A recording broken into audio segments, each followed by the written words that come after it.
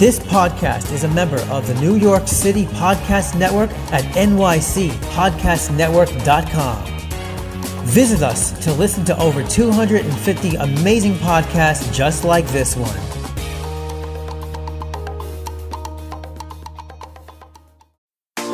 Japanese street style is some of the cutest and trendiest clothing in the world. Introducing Cherry Goddess Women's Clothing and Accessories, the hottest original and cute clothing company. We offer tops, clothes, accessories, shoes, dresses and skirts, and comfortable homeware that we guarantee you will love. Cherry Goddess Women's Clothing, super cute Japanese style clothing.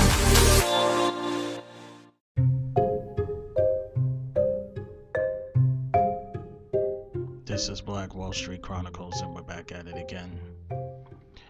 I hope you guys had a happy holidays. I hope you had a safe Thanksgiving with your family. I hope you was able to stay inside. The COVID-19 pandemic is full force. They said that the cases are rising, so make sure you wash your hands and make sure that you eat healthy and make sure that you meditate to keep your mind healthy, because you know what they say, mind over body. Before I get started, I have some announcements. I am registered with Anchor.com. So if you guys like the podcast, then I would like you guys to pay a $10 for subscription monthly. All you gotta do is go on to the link in Anchor.com and you can do so. It doesn't have to be the full $10. It could be 99 cents, $4.99, or $9.99. This podcast is registered at IMBD. So if you go into IMBD, if you're registered with IMBD, you can actually go on there and you see my podcast. You'll see me, Jeffrey Frazier, as the producer, the director, the writer, and editor of the whole episodes. And you can give my podcast a 10-star rating if you can. You can also go to my I'm registered in Apple and Spotify and other various forms of podcast streaming services. You can also follow me at Good Pod. So if you have a Good Pod account, there's actually a great social networking for podcasts. You can follow me there. You can also go to my Instagram, which is BlackKage840. My Instagram is BlackKage840. There you'll have my bios, where it shows my Twitch account, my Facebook page, and my Twitter account. Now, that said, let's get started with this episode. In this episode, I'm going to talk about sex addiction. And also on this episode, I'm going to talk about how the images of porn may be grooming all of society to be sexual deviants. And I also will be talking about revenge porn. So, I'm going to take a quick break and then we're going to get started.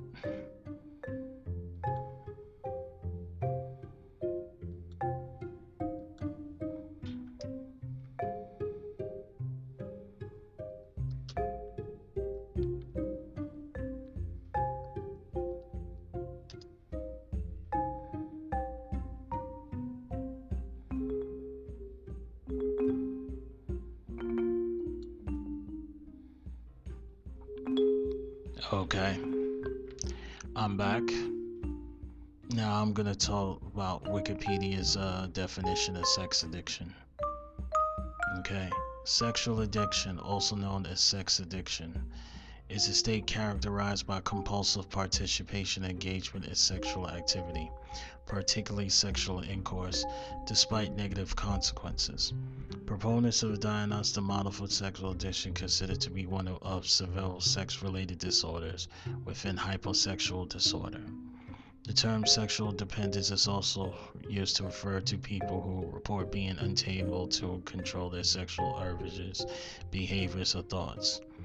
Related or synonymous models of pathological sexual behavior includes hypersexuality, nymphomania statuis, erectomania, Don Juanism, and paraphernalia-related disorders. The concept of sexual addiction is contentious. There's considerable debate among psychiatrists, psychologists, sexologists, and other specialists whether compulsive sexual behavior constitutes an addiction and therefore its classification and possible diagnosis. Annual research has established that compulsive sexual behavior arises from the same transcriptional and epigenetic mechanisms that mediate drug addiction in laboratory animals. However, as of 2018, sexual addiction is not a clinical diagnosis in either the DSM or ICD medical classifications of diseases or medical disorders.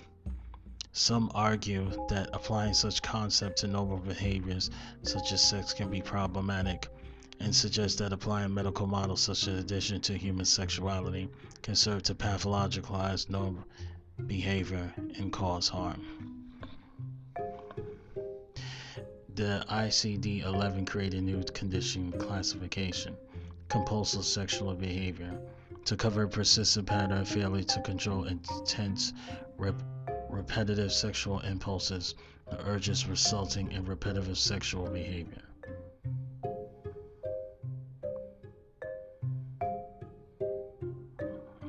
Okay, I learned something new. Apparently they have different types of sexual addiction. They have hyposexual disorder, sexual Don Juanism, and paraphernalia related disorders. So I'm going to look up hyposexual disorder. Hyposexual disorder is a pattern of behavior involving intense preoccupation with sexual fantasies, urges, and activities, leading to adverse consequences of clinically severe distress or impairment in social, occupational, or other important function. It was proposed in 2010 for the inclusion in the Diagnostic and Statistic Manual of Mental Disorders, 5th edition, of the American Psychiatric Association.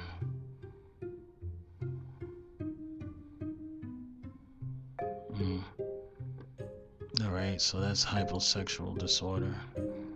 Let's look up Don Juanism. Don Juan syndrome. It's a non-clinical term. Don Juan or Don Juan syndrome is a non-clinical term for the desire in a man to have sex with many different female partners. The name derives from Don Juan of opera and fiction. The term statuis is sometimes used as a synonym for Don Juanism. The term has been also referred to as the male equivalent of nymphomania in women. These terms no longer apply with any accuracy or psychological legal characteristics of psychological disorder. Psychiatrist Carl Jung believed that Don Juanism was an unconscious desire of a man to seek his mother in every woman he encountered. However, he didn't see the trait as entirely negative. John felt that positive aspects of Don Juanism included heroism, perseverance, and strength for will. John argues that related to the martyr complex are homosexuality and Don Juanism, and sometimes also impotence. In homosexuality, the son's heterosexuality is tied to the mother in the unconscious form. In Don Juanism, he unconsciously seeks his mother in every woman he meets. Because of the difference in sex, a son's mother complex does not appear in full form. This is the reason why in every masculine mother complex side by side with a mother archetype, a significant role is played by the image of a man's sexual counterpart, the animal. One of Theodore Million's 5 narcissistic variation is the numerous narcissist, which includes historic features. According to Millon, the Don Juan and Casanova of a time is erotic and expeditionalist.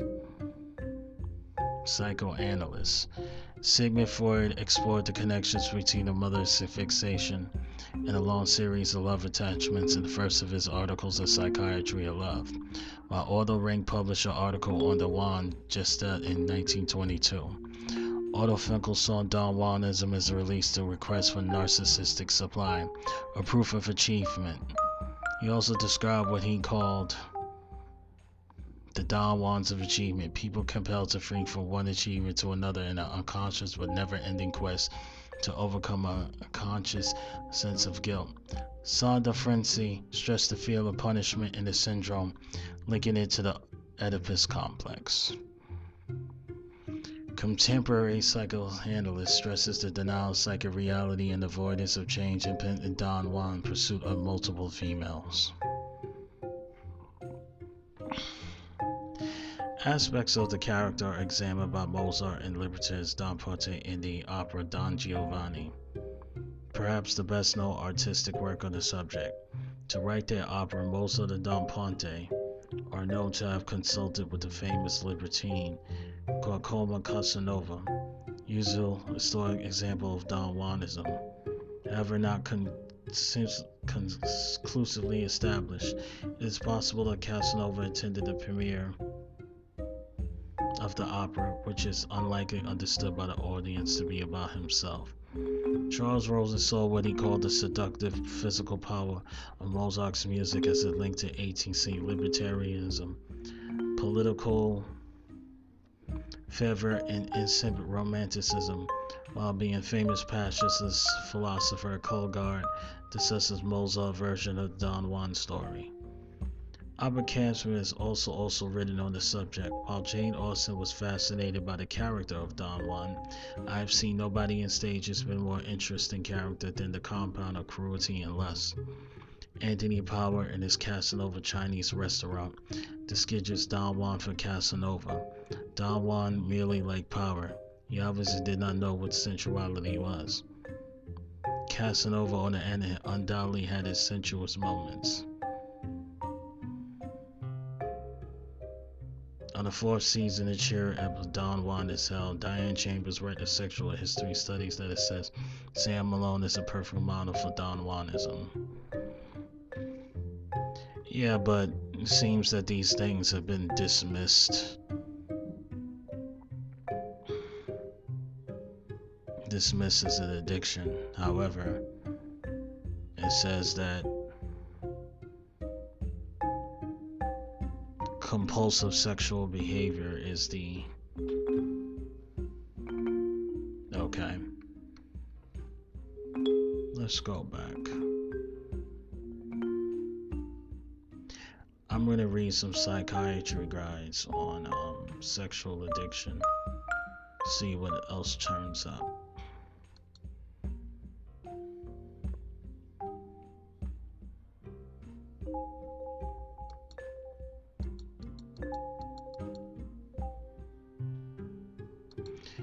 I'm reading an article now from Psych Central. It is an article by Michael Herberkoff. He's a PhD in psychiatry, I believe. What is sexual addiction? Sexual addiction is best described as a progressive intimacy disorder characterized by the compulsive sexual thoughts and acts. Like all addictions, the negative impact on the addict on family members increases as the disorder progresses. Over time, the addict usually has to intensify the addictive behavior to achieve the same results. For some sex addicts, behavior does not progress beyond compulsive masturbation or extensive use of pornography or phone and computer sex services. For others, addiction can involve illegal activities such as exhibitionism, voyeurism, obscene phone calls, child molestation, or rape. Sex addicts don't necessarily become sex offenders. Moreover, not all sex offenders are sex addicts. Roughly 55% of convicted sex offenders can be considered sex addicts. About 71% of child molesters are sex addicts. For many, their problems are so severe that imprisonment is the only way to ensure society's safety against them. Society accepted that sex offenders act as not for sexual gratification, but rather out of the disturbed need for power, dominance, control, or revenge, or perverted expression of anger. More recently, a awareness of brain changes and brain reward associated with sexual behavior has led us to understand that there are more powerful sexual drives that motivate sex offenses. The National Council of Sex Addiction and Compulsivity have defined sexual addiction as engaging in persistent and escalating patterns of sexual behavior, acted out describing increase of negative consequences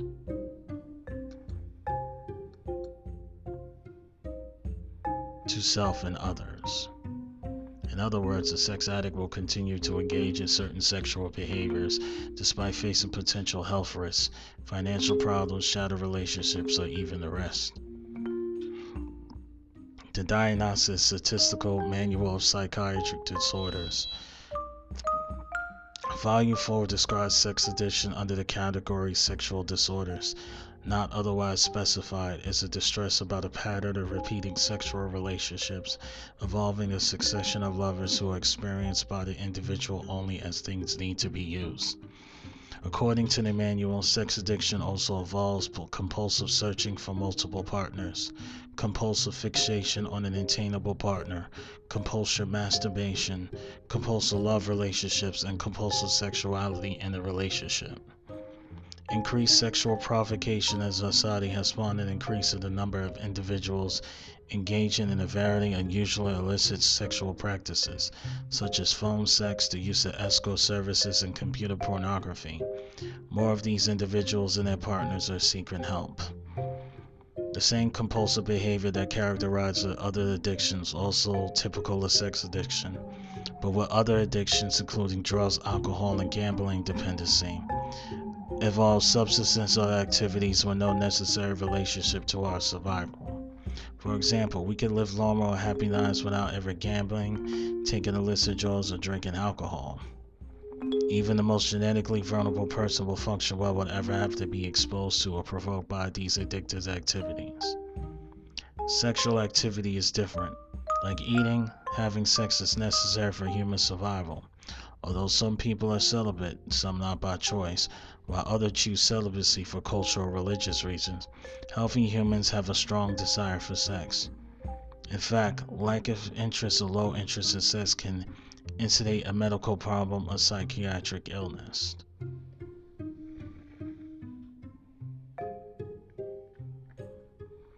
This is a good article, and it goes into and I'm talking about how pornography and other forms of entertainment like phone sex and computer porn may be linked to people getting involved in sexual addiction. It seems there's more articles on the subject. Okay. What causes sexual addiction? Another article by Michael Herberkoff. Why some people and not others develop addiction to sex is poorly understood. Possibly some biochemically or normally or other brain changes increase risks. The fact that antidepressants and other psychotropic medications have been proven effective in treating some people with sex addiction suggests that this might be the case. Studies indicate that food, abuse, drugs, and sexual interests share a common pathway within our brain survival and reward systems. This pathway leads to the area of being responsible for our higher thinking, rational thought, and judgment. The brain tells the sex addict that having illicit sex is good the same way it tells others that food is good when they are hungry. These brain changes translate into sex preoccupation with sex and inclusion of other interests, compulsive sexual behavior despite negative consequences, and failed attempts to limit or terminate sexual behavior. The biochemical model helps explain why competent, intelligent, goal-directed people can be so easily sidetracked by drugs and sex. The idea that on a daily basis a successful mother or father or doctor or business person can drop everything to think about sex, scheme about sex, identify sexual opportunities, and take advantage of these seems unbelievable. How can this be? The addicted brain fools the body by producing intense biochemical rewards for this self-destructive behavior. People addicted to sex get a sense of euphoria from it seems to go beyond that reported by most people. The sexual experience is not about intimacy.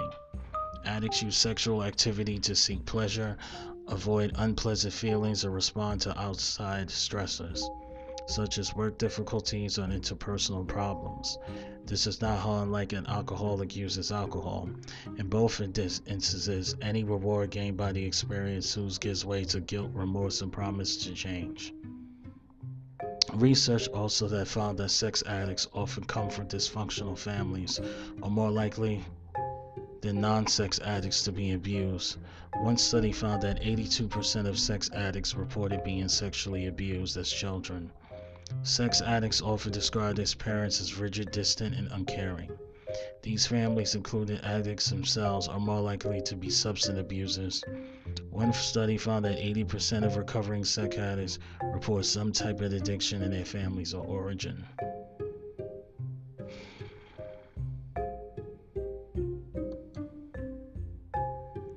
Symptoms of sexual addiction. While there is no official diagnosis for sex addictions, clinics and researchers have been attempted to define the disorder using criteria based on chemical dependency literature. They include frequently engaging in more sex with partners than intended, being preoccupied with and persistently craving sex, wanted to cut down and unsuccessfully attempted to limit sexual activity. Thinking to sex to the detriment of others continually engages in excessive sexual practices despite desire to stop. Spending considerable time in activities related to sex, such as cruising for partners, or spending hours online visiting pornographic websites. Neglecting obligations such as work, school, and family in pursuit of sex. Continuing engaging in sexual behavior despite negative consequences, such as broken relationships or potential health risks. Escalating the scope or frequency of sexual activity to achieve the desired effect, such as frequent visits to prostitutes or more sex partners. Feel irritable when able to engage in desired behavior. You may have a sex addiction problem if you either 3 or more of the above criteria. More generally, sex addicts tend to organize their world around sex in the same way that cocaine addicts organize around their cocaine. The goal in interacting with people in social situations is obtaining sexual pleasure. In 2010, the American Psychiatric Association issued its preliminary criteria hyposexual disorder, which may be a possible alternative definition diagnostic label for sex addiction. You can find the symptoms of hypersexual disorder here. Okay.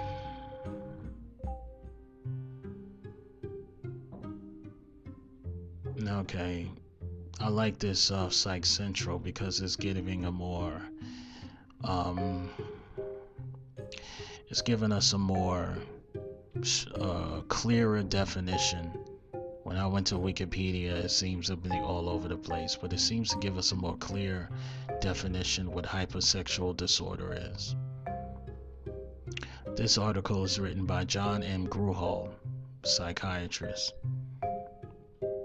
In 2010, the American Psychiatric Association released draft preliminary criteria that may define sex addiction, which they formerly called hypersexual disorder. Hypersexual disorder can be diagnosed in adults 18 years or older, according to the draft criteria.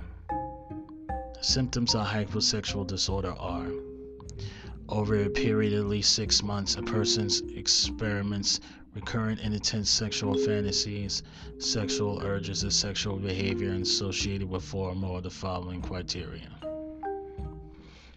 Excessive time is consumed by sexual fantasies and urges, by planning for and engaging in sexual behavior. Repeatedly engage in these sexual fantasies, urges, and behavior in response to diuresic mood states. Repeating engaging in sexual fantasies, urges, and behavior to respond to sexual life events. Repetitive but unsuccessful efforts to control and significantly reduce these sexual fantasies, urges, and behavior. Repetitively engaging in sexual behavior while disregarding the risk for physical or emotional harm to self and others. The person experienced clinically significant personal distress or impairment in social, occupational, or other important organs of functioning associated with the frequency and intensity of these sexual fantasies, urges, and behavior. These sexual fantasies, urges, and behavior are not due to direct psychological effects or drugs or medication to the manic episodes. Specify if masturbation, pornography, sexual behavior with consenting adults, cyber sex, telephone sex, strip clubs, other.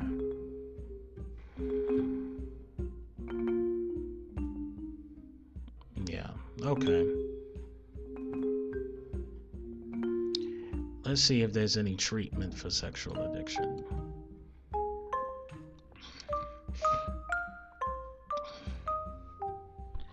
This article also is from Michael Herberkoff. Treatment for sexual addiction. If you're seeking help for sex addiction, there are a number of treatment programs available. Best known programs in the United States include Sarah Tuscan in Arizona, Tulane University program in New Orleans, and Manager Clinic program in Topeka, Con. Most of these programs oppose sex addiction with the same strategies that have proven effective in treating chemical dependency. Since sex addiction is more common among substance users, many chemical dependency programs offer a sexual addiction program or component. Here are some questions you should ask when looking for a good sex addiction treatment program. What percentage of the therapy program will be focused on sexual addiction and compulsiveness? What are the groups that address these issues? What is the staff experiencing facilitating the groups or program for sexual addiction and compulsiveness? Is there a program based on the 12-plus philosophy, and there are appropriate 12-step meetings to attend while in treatment? In addition, look for these components in the treatment program. A separate group that allows couples to work on the more intimate issues of their relationship.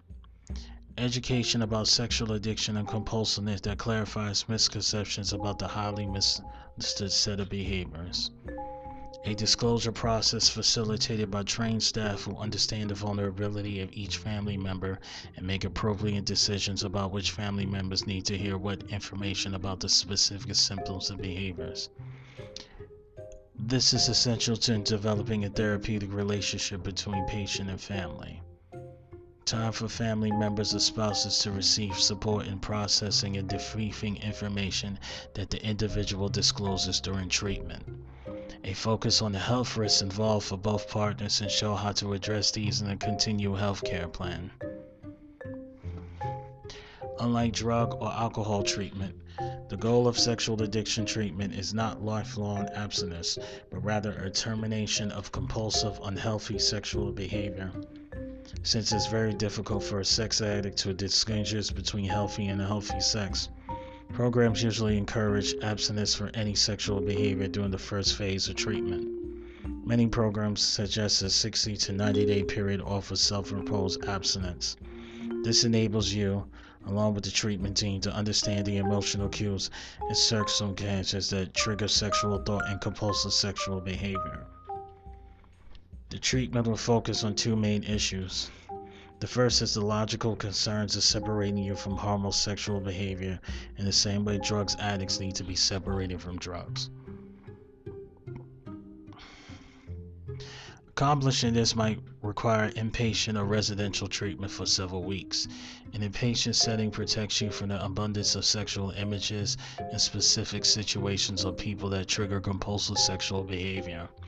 It's simply harder to relapse in a structured and tightly controlled setting. Sometimes you can succeed in an outpatient setting with adequate social and family spiritual support. The second and most difficult issue involves facing the guilt, shame, and depression associated with this illness. It takes trust and time with a competent therapist to work through these emotions.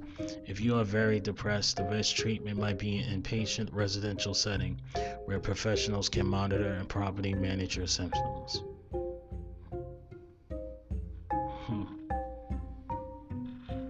Okay, so that is the treatment for sexual addiction. I hope you're listening very carefully. Maybe that you may be addicted to sex and this treatment may be helpful to you. And all I'm going to do is I'm going to take a quick break, and when I come back, I'm going to talk about the growing increase of revenge porn during the COVID-19 pandemic and how it goes into problems with sexual addiction and the problems with people abusing their power. Please hold on for just a second. I'll be right back.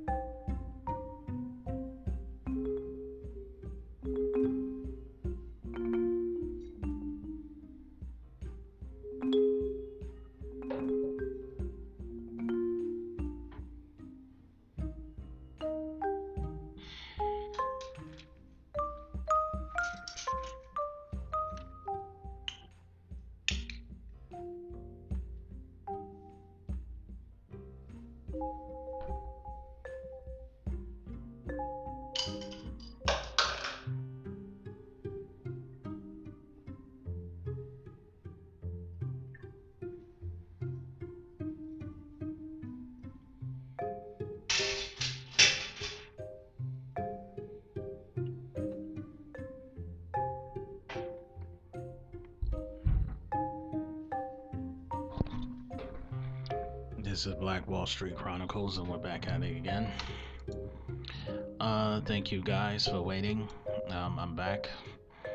Now we're gonna get right to the next subject of this particular episode. We're gonna talk about revenge porn.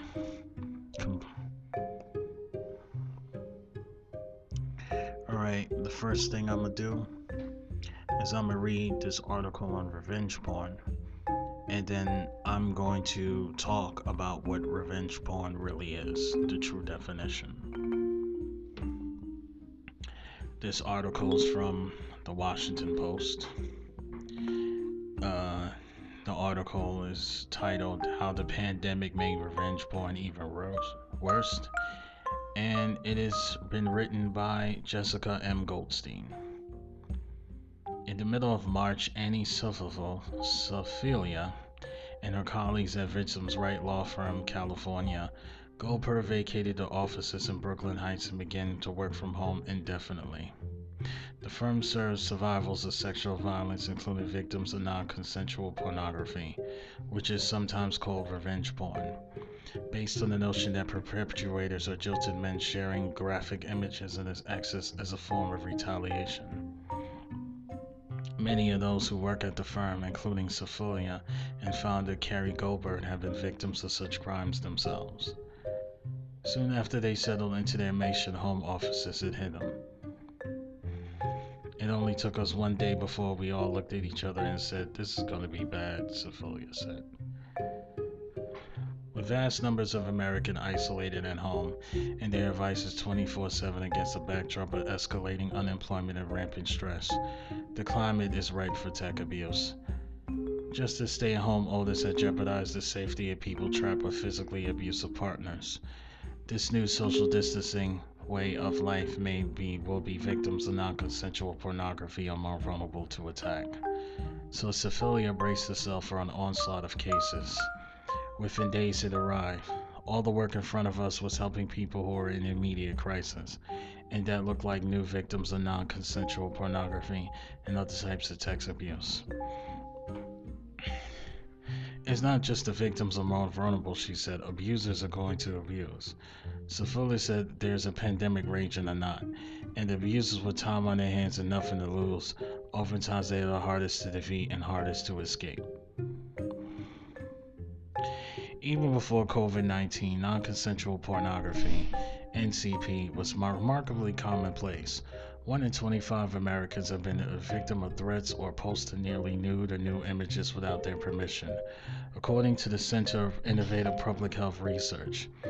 Recent years have seen a few headlining cases, including the former Rep. Katie Hill, whose career was derailed last fall in a scandal that involved non-consensual pornography, along with her affair with a subordinate. She resigned after illicit photographs for a female staffer with whom she and her then husband were engaged in a relationship were published by conservative website Red State and the Daily Mail newspaper. While victims face career-upending stigma, perpetrators rarely face meaningful consequences, even when they are caught. In August, a 19-year-old who admitted to threatening distributing revenge porn won the Democratic Party and is now the party's candidate for a seat on Kansas House of Representatives.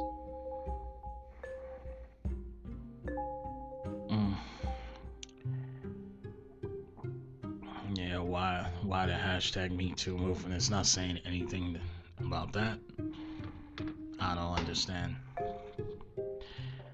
The voluntary exchange of intimate content was also nearly universal practice pre-pandemic. In the 2015 survey, more than 4 out of 5 adults said they send or receive explicit texts and photos.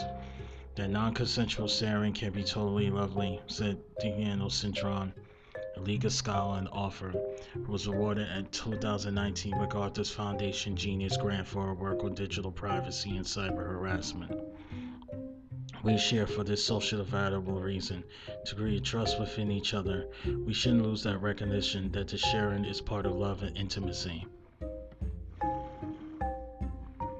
As recklessly as 6 years ago, only 3 states have revenge porn laws. Since then, they have been enacted in 46 states and the District of Columbia. On one hand, we have made an incredible amount of progress, says Cintron. Does that mean we have solved the problem? Of course not. As Sylvia's explained, modern domestic violence also almost always involved a form of tech abuse. The Venn diagram overlaps almost completely. She had heard from many women who initially used self-quarantine to escape abusive relationship. They were able to go in the Highland and work remotely. Shortly after quarantine, they started getting threats from the abuser. If they didn't reconcile or get back together, the abuser would show their intimate photos on their job.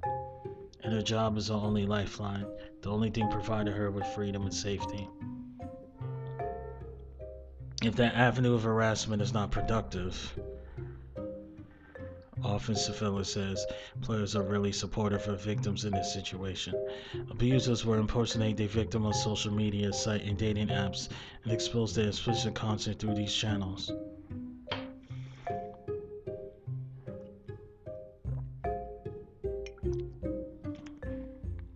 Sephilia has also heard from clients who are being attacked again by abusers they haven't heard from a long time. The victim felt like they were out from under it, and the offender showed back up again. And I don't think it's a coincidence that it was timed with COVID. Before the coronavirus pandemic hit, the Washington Post began speaking with two of the women who were alleged victims of NCP. One of these women is expected to see her case closed by now. Instead, she has yet to be disposed because of COVID-related delays. Others saw the first half of her senior year of her high school derailed by an intimate video taken without her knowledge and spread without her consent. Because of the pandemic prompted her school to close, she continued to struggle with depression compounded by the isolation at home learning. Their stories speak to the aftermath of being a victim of this particular crime. The often long, frustrating path to seeking justice, and how the time passes. Their trauma evolves but endures. They both understand what it's like to live what Sevilla describes as the constant looming threat of being violated anew whenever their abuser feels like it. It robs people of all sense of normalcy and all peace of mind. Caitlin C. doesn't know how the photos got online. The Post does not identify victims of sexual misconduct with their consent. The subject agreed to the use of the first name and last initial for the story. She says she sent them only to her ex-boyfriend when they're not together, and he told her he doesn't know. But in March 2018, 14 intimate pictures of her were posted on Ann and IB, an anonymous image board notorious for trafficking in non-consensual pornography. Her breasts, rear area, and genitals were exposed in some of the photos, and others her face were visible, as was common practice on the site. All the pictures on the thread shed her name and her whole time, where her parents still live. Caitlin got the lawyer, was able to have the photos taken down within a week. The Dutch police seized Anna's IB service later that year, eventually shutting the shut down. But Caitlin couldn't stop thinking about the number of people who have been seeing the photos in that time. Who knows how many men saved them on their computers? I'll never know how many people will see them if I ever stop, she told the Post by phone. By subpoenaing the internet provider, Caitlin's attorney obtained the username and address of the individual who posted the photos. It belonged to a math teacher and tennis coach from Caitlin's former high school.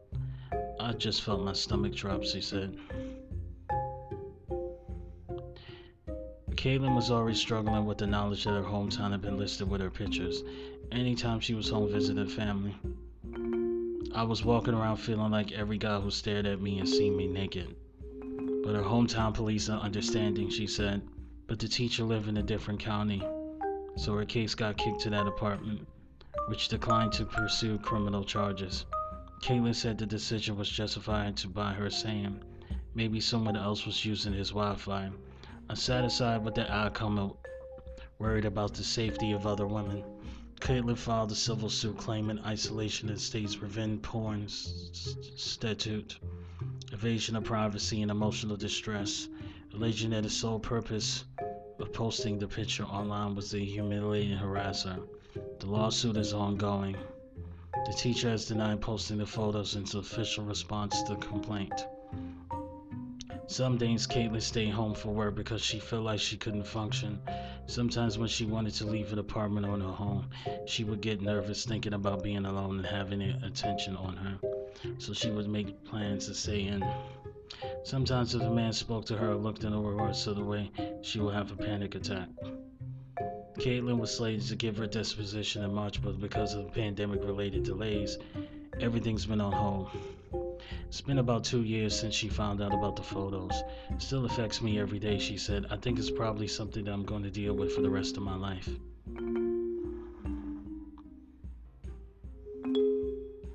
Researchers indicate that victims of non-consensual pornography experience similar trauma to sexual assault survivors. Yet even with NCP laws in place, Ophelia said, law enforcement is not equipped to understand that these new types of crimes.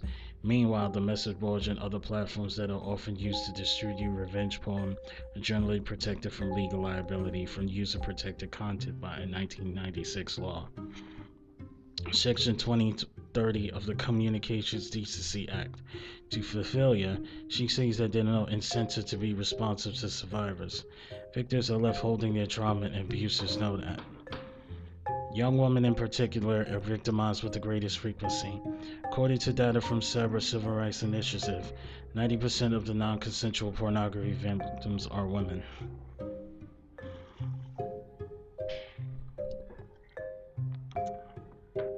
If you look at revenge porn site, 98% of the people featured are women, says Mary Ann Franks, President and Legislative and Tech Policy Director of the Cyber Civil Rights Initiative. For a long time, the theory was, well, women are sending a lot more nude photos than men are. Not true. Men send more nude photos than women do. Revenge porn sites don't traffic in men's pictures.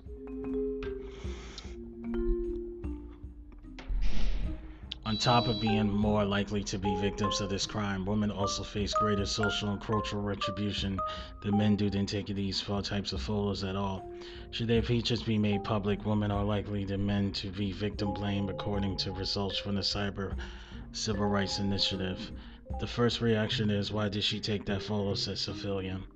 The first reaction is not, would not someone do that to her? What scans as a uniquely modern abuse is really a violation of the most traditional kind. A woman wants control over her body, and a man takes it away.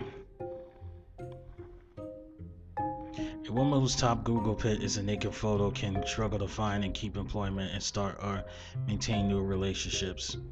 If her photo is posted with any identifying information, such as an address or physical safety, is jeopardized as well.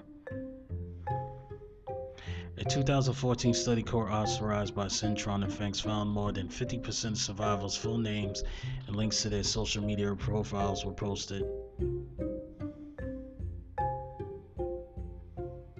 With their naked photos of revenge porn sites, as were 20% of survivors' email address and phone numbers. Anyone with barely a bar of Wi-Fi can frequently access pornography in astounding rarity. Yet there continues to be a thriving marketplace for images obtained and disseminated against the will of the subject. The fact that this is what people want, the kind of friction that you get from this is that she didn't consent.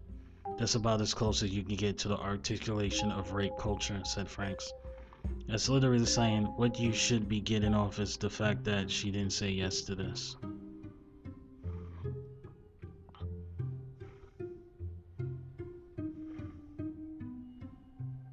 Emma Denny says she still hasn't seen the video. She knows its basic contours. She knows that it's naked. She knows you can't see her face, but you can see her entire backside. She was having sex with her boyfriend, looking away from him. When she turned around, he was holding up his phone, filming her. The post is using Denny's full name without her permission, and she wanted to speak out about her experience. With her permission.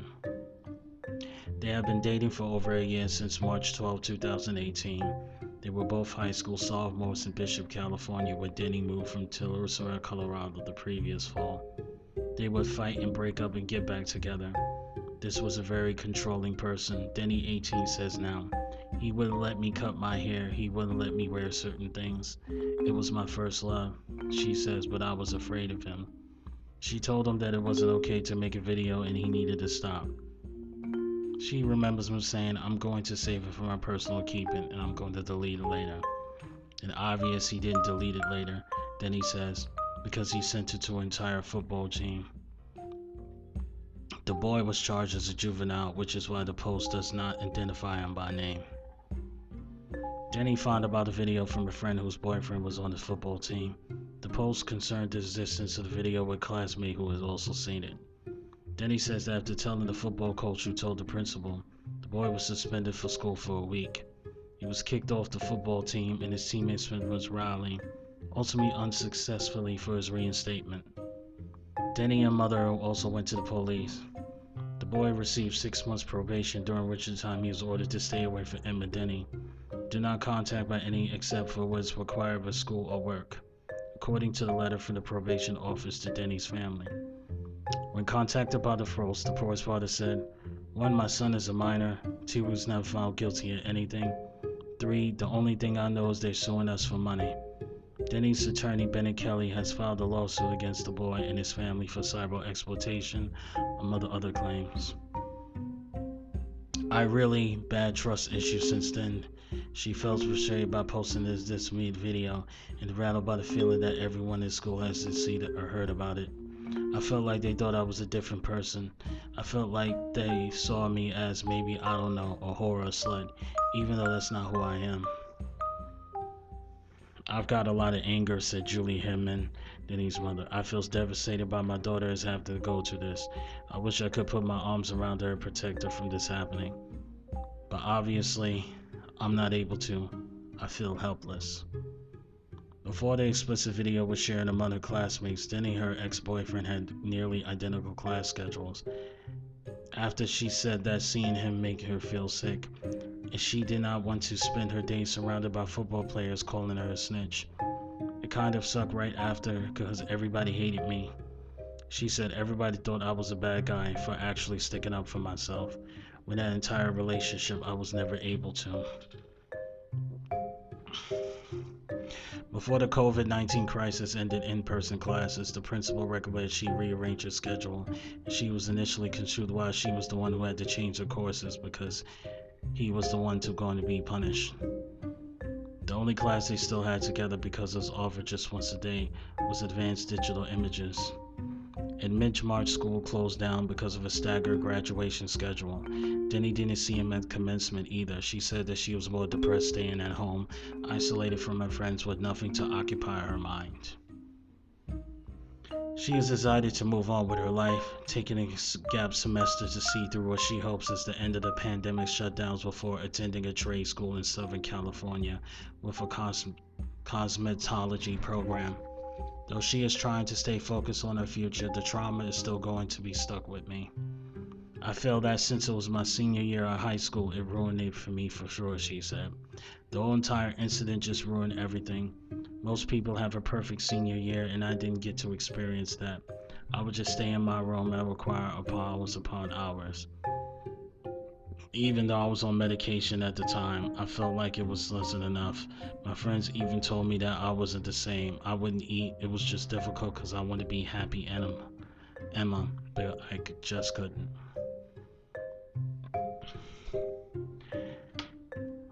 Feel sorry for Miss Emma. I wish her the best. That sounds crazy. Yeah, it's also crazy that the whole school turned on her because the guy that she was with was a star football team. Even a woman too. I guess this was what rape culture, this is what, feminists are talking about. This is interesting. So I'm gonna take a quick break, and when I come back, I'm gonna close the show off with my thoughts and how I feel that, pornography is basically the cause of all this sex addiction and all this revenge porn. Thank you, and I'll be right back.